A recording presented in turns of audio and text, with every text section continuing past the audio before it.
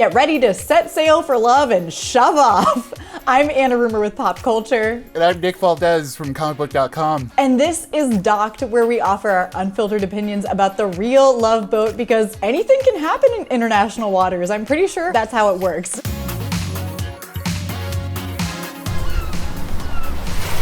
We are going in on the second episode of CBS's The Real Love Boat this week, and things are shifting. The men are in power this week. We're taking on our first challenge that's off the ship. We're in Gibraltar.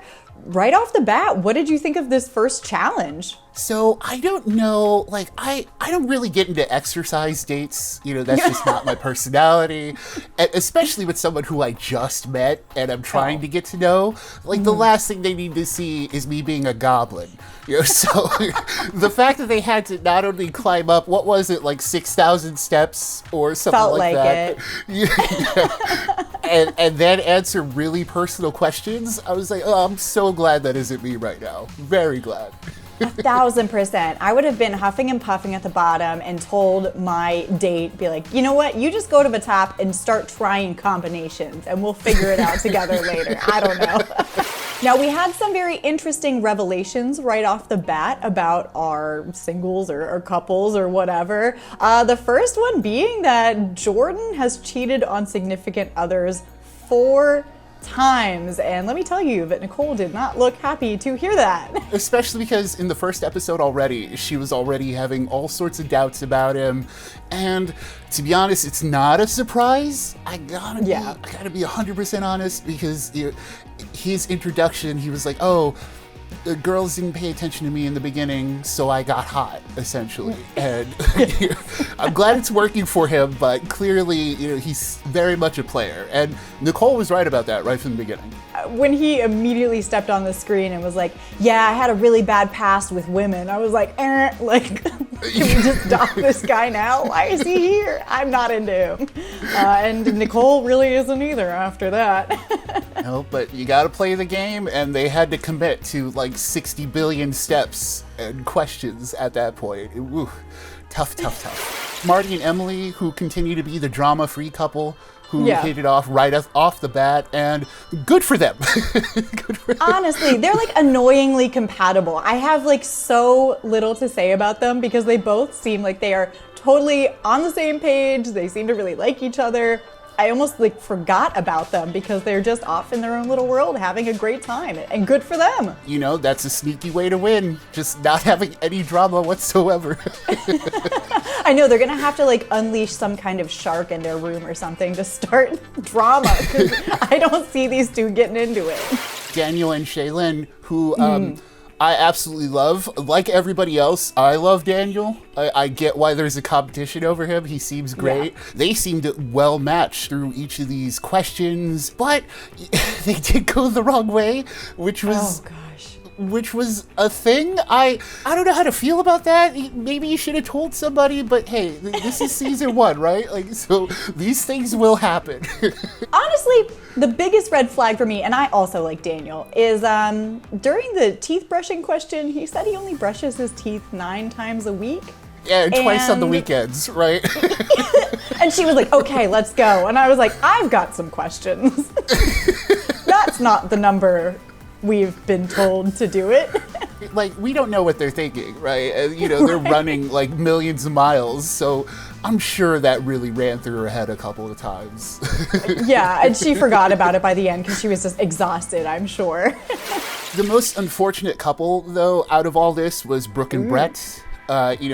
It started out rough for them too, because after episode 1, where they seemed to form a connection, Brett started admitting some things about himself, and it really turned off Brooke kind of immediately, which was a shame. He said that he'd only slept with 5 people. And that really, she was like, what am I dating, a priest? Her words, not mine. I'm all for Brett doing whatever he wants. But she really cooled on that immediately. And I was like, oh, bummer. I thought that they could maybe have some kind of connection, and obviously that will develop later on in the episode. We'll talk about that when we get there.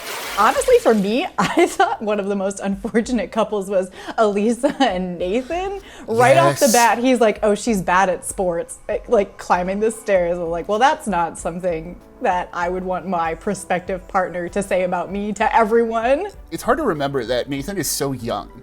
That, you know, but he seems like an adult. You look at him and you're like, oh yes, this is a grown man. But when he says things, it's like, oh yes, you're still very much in your early 20s. Lisa revealed that she had cheated on a significant other in the past. She later reveals that she made out with someone and then she told her ex, and you know, it was caused the end of the relationship. But then she asked Nathan right away, like, oh, what are you looking for in someone? And he goes right back, someone who doesn't cheat. And I was like, oh, this relationship is really uncomfortable all of a sudden. Yeah, he was cooled on her immediately. Yeah. Immediately, which is a shame, especially because she saved him in episode 1. He almost wasn't even here without her. I know, bring back Michael. I miss him already. Brett and Brooke did win the challenge, and winning the challenge got them to the captain's table, which is interesting. I didn't really understand how that worked in the first episode, so you know, the whole catch of the day, and like I do like the names. I'll get to know these things as we move on, but it's through that the two of them got to know each other more, and it looked like Brooke was opening up more to Brett through that. He kind of explained himself a little bit more, not that he needed to, but she seemed to really take to him saying, you know, I'm not kind of a one-night stand kind of guy. And she said maybe he could be her Prince Charming after all. I was like, okay, back in on Brooke and Brett. So they chose not to spend the night together. Makes sense. It's very early days, and we already had that conversation about, you know, Brett's life in the bedroom. Then we go back to the other couples who are not at the captain's table, and Nicole is like really laying it on thick with Daniel now that she has found out that Jordan is not exactly her vibe. What did you think? Was this genuine regret, or do you think she was just playing to stay? That was definitely a play to stay. You know, I know she's also had her eye on Daniel from the beginning. I don't blame her. We all have, but it's definitely, it's very transparent that this is, no, I need to stay by any means possible. And if Jordan isn't working out, then I'm going to try Daniel. Didn't quite work for her, clearly. No, and Shaylin, I loved her like side-eyeing, being like, I'm not gonna step in because I'm a classy woman and I'm not getting into the drama, but I am seeing this, and we will see what happens later with them, because I can't imagine that's gonna go well. Things are already messy. This is episode 2, and so much is messy already. And then you have the captain, you have the bartender, and the cruise director all stirring things up, like purposefully shaking it up, showing off different pairs, doing all sorts of things, telling them to interrupt each other, and like, it's going to be a ride through rough waters. It really is. I mean, they talk about the boat staff and like the crew, man, they are messy. If they told me to do something, I would do the exact opposite, because they do not have these people's best interests at heart. They have us, the viewers, at heart, and I appreciate that for us. Yeah. And then we got somebody new. We have Kendra introduced as at the Newport, and she is, you know, a cosplayer. She calls herself a nerd. She's very much into all that stuff.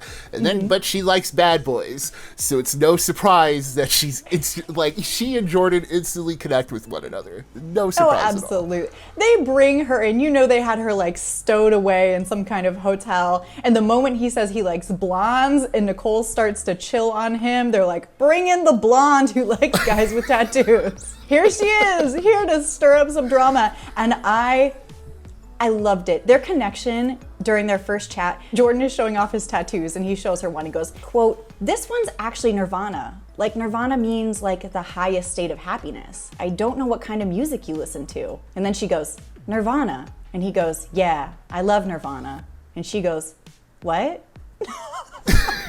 I love them so much. I want them to get married and have 75 children. I love these kids. I want them to have all the happiness, and just give them the money now. Let's see them win. I love their connection right away. And you know, people are kind of going on different dates. They try to push 𝐒𝐒LyN and Nathan together. They have a really wonderful kind of experience where he says that he's into Kendra. He thinks she's very hot, but he can't remember her name. Amazing. Nathan, you lovable lunk. I just like not only to say that you're interested in a different girl while you're on a date with someone else, then to forget her name, and I feel like that comes into play at the end for sure. 1,000%. And mind you, Nathan's interested in Kendra, but their conversation together between Nathan and Kendra, you could see the light fading from her eyes when he was like, Yes. I'm a foodie. And she's like, oh my gosh, me too. What's your favorite food? And he said pizza and wings. Yeah. Pizza and wings, baby. we needed one of those direct looks at the camera after that. Like, this was like, are you serious? And then we get some unfortunate news right before the sail away ceremony that Oh my gosh. Yeah, Brett was unfortunately too sick to continue. So I don't know what it is. He got the scurvy, maybe. They're at sea. Who knows, right? But unfortunately, this was also bad for Brooke, they had their connection going, and now the only connection that she had is off the boat, and that left her in a very unfortunate situation. And kind of, this show is messy. Right? Yeah. Like, it seems very messy, and I loved, the little devil on me really loves seeing that play out. I can't lie. Oh, I love it. I mean, if you're going to put on a dating show, I want it to be messy. I don't want to watch people just go on normal dates. I want stuff to happen. I mean, Brett is suddenly stricken with something. I mean, honestly, it probably was COVID, right? Right? Yeah. Okay, yeah. So. Not as fun, but we'll go with scurvy. Now we're going into the sail away ceremony, and we got Brooke, who is just finding connection, and it's ripped away from her. I mean, what else could you ask for? This drama doesn't write itself. Yeah, especially when we get a new male contestant named Dean, who is a young model and artist who says he has a lot of substance. Yeah. And I absolutely adore him. I cannot wait to see more of him. But he was also put in the very awkward position of picking between the last two. So right before we get into it, Marty picks Emily, of course, drama-free, of course. They'll go right to the end. Good for them. Boring. Sorry. Daniel picked 𝐿𝐴, which is great. He picked 𝐒𝐿yN. They still have their connection despite the messy crew trying to mix it up. It was like devil angel situation. Not that Nicole's a devil, but we saw what she was trying to do, and so he found the personality, spiritual connection with 𝐒𝐿yN was better than his physical connection with Nicole, and for that we stand Daniel. If he could just throw one more toothbrushing in there a week, we could really get in there. Making it even 10, right? Making it 10, yeah. Friday night, yeah. And then Nathan picks Elisa, which is very interesting because they didn't really seem to have that connection anymore. But also, this is the conspiracy, right? That we found out that Nathan did not remember Kendra's name. So is that why he picked Elisa? Who knows? In my tinfoil hat, absolutely. He got up there, he wanted to, and he was like, wait, I still don't know that girl's name. Elisa, you're the only one I know here. Come on over, And then, to finish that out, Jordan picked Kendra, which was, yes, after their Nirvana moments, it's meant to be, right? I can't wait to see that. But going back to Dean, unfortunately, he had to choose between Nicole and Brooke. Without even talking to them. Yeah. Yes. That's why I'm like, this is so messy. I love it. Oh, poor Brooke. She just took hit after hit after hit. I know. It really was like, poor Brooke. Oh, wait, new guy. And then he chooses Nicole instead based on liking her dress. Although what else is he supposed to base it off of? He doesn't know them. Yes, exactly. So back to poor Brooke again. It just was not her week, unfortunately, and this is why she was told to shove off. I'm sure it's a seafaring term. I don't know anything about boats. Do not quiz me. No. But the fact that they're told to shove off and then have to wave at the boat at the end as it goes away. Like, that's just prime television. This is incredible stuff. I love it. Messy, Yes. messy, messy. I feel like the show was actually created around one person, like a producer, went on a boat and they were like, it's time to shove off. And they're like, wouldn't it be amazing if we had a dating show where we could tell someone to do that and it wasn't rude? Boats, the real love boat. Here we are. Here's the whole concept. I love it.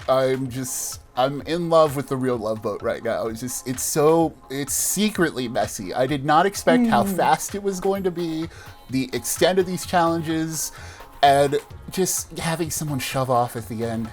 Incredible stuff. Chef kiss on top of chef kiss. It really is. I'm really enjoying it. Next week we go to Marseille, so that's beautiful, and then we'll get to see them be messy there, which is a whole new vibe for that area. So I'm excited for that.